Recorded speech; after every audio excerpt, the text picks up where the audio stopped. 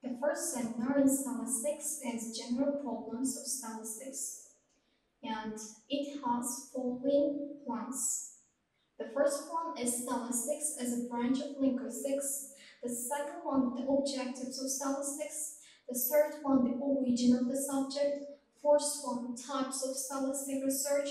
Fifth one, branches of stylistics. Okay, stylistic itself is a branch of general linguistics. It is the study and interpretation of texts in regard to their phonetic, lexical, morphological, semantic, syntactical features, and to the style. The objectives of stylistics: to describe the formal features of the texts, to show their functional significance for the interpretation of the text. Types of stylistic research. According to the type of stylistic research, it can be distinguished literary stylistics and lingual stylistics. So it means stylistics has two types. The first one is literary stylistics and the second one is lingual stylistics. They have some meeting points or links in that they have common objects of research.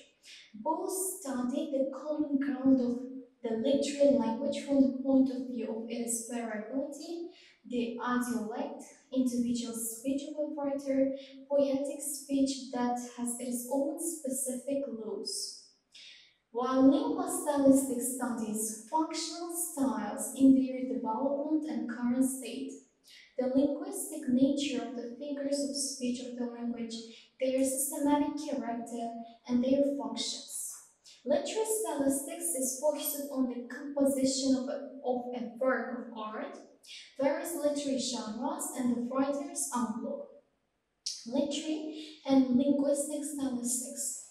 For example, Jack said nervously, "Miss Fairfax, ever since I met you, I have admired you more than any girl.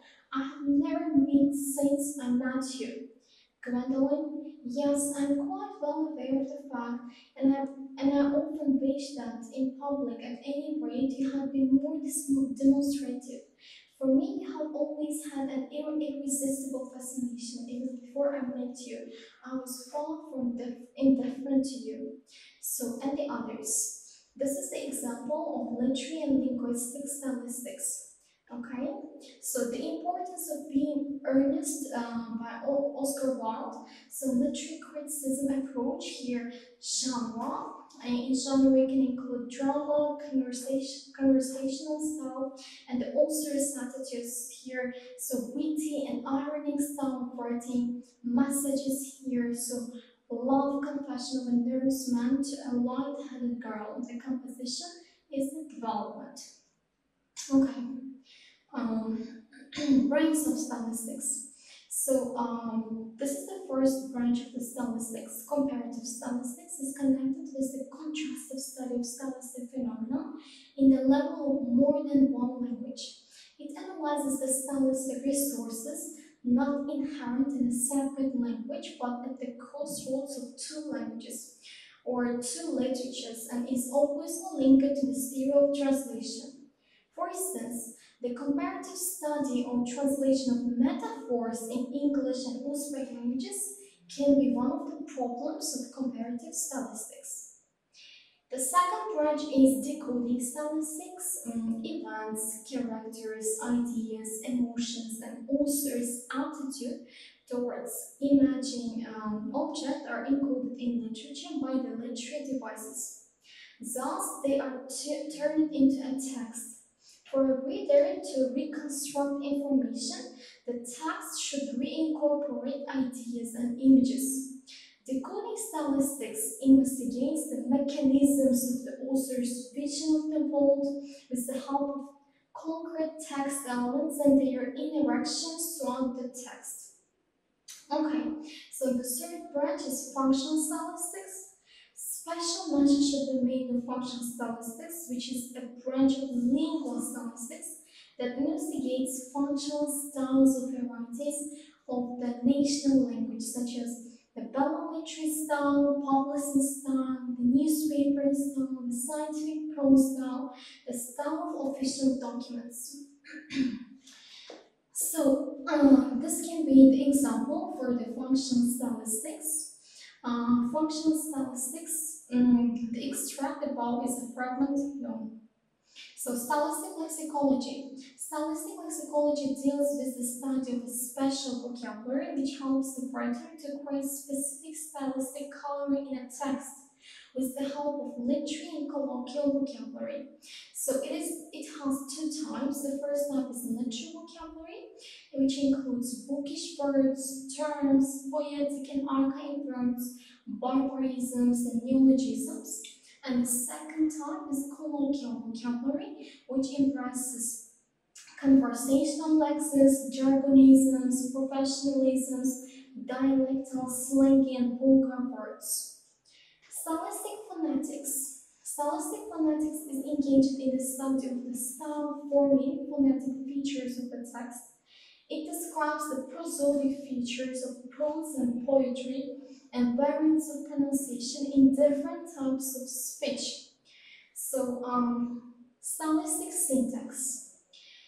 This is the other branch of stylistics, which is one of the oldest branches of stylistic studies that grew out of classical rhetoric. Stylistic syntax has to do with the expressive order of words, types of syntactic links, ascendant, polyscendant, figures of speech, antecedents, chiasmus, etc. It also deals with bigger units from paragraph and onwards. Stylistic sociology. This is a branch of stylistics which investigates stylistic phenomena in the sphere of semantics, in the sphere of meanings, regardless of the form of linguistic units. As distinct from stylistic lexicology or stylistic syntax, which deal with words and sentences, stylistic sociology makes meaning the object of investigation. Concern of stylistic sociology is not so much the meaning itself that is investigated, but the rules and laws of shifts of meanings, the patterns according to which meaning are shifted, or is of various combinations, thus producing a certain stylistic effect. It also studies stylistic functions of shifts of meanings and of certain combinations of meanings. The next branch is stylistic morphology. Stylistic morphology is interested in grammatical forms and grammatical meanings that are peculiar to particular sub-languages, explicitly or implicitly comparing them with the neutral ones common to all the sub-languages. The stylistic potential of the morphology of the English language is one of the least investigated areas of research, especially the stylistic properties of the parts of speech in such grammatical categories as gender, number, and person. Morphological stylistic devices as a deliberate shift in the fixed distribution of morphemes can be created by means of the violation of the usual combinability of morphemes within a word. For example, the plural of uncountable nouns like sands, waters, times, or the continuous forms of the verbs of sense perception, to be seeing, to be knowing, to be feeling, the violation of the contextual distribution of morphemes, which is called form transposition. Okay, transposition. For example, he arrived. Rather than saying he arrived, we can say he did arrive. The verb do is used for emphatic purposes. Or don't forget. Don't you forget. Usually in imperative forms, we don't use subject, but here you stylistically mark it for. With this, I mean expressive subject. So verbs, the category of tense, the use of the so-called history present when the narration is in the past or when the past events are described by present tense. It makes the action more vivid or more colloquial is the narration.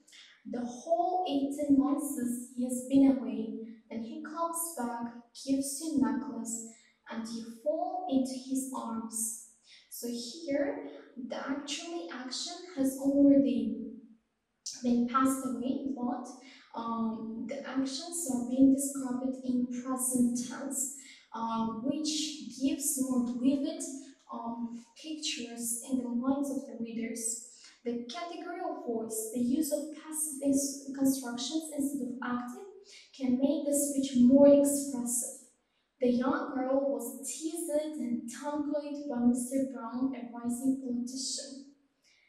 Okay, so pronouns. The transposition involves the stylistic use of archaic pronouns, so sie, sein in contemporary literature, to make speech more poetical, to reproduce colloquial speech of foreigners. Are they going to take the away? So here, however, in the contemporary English, C is being used in order to give more poetic effect. So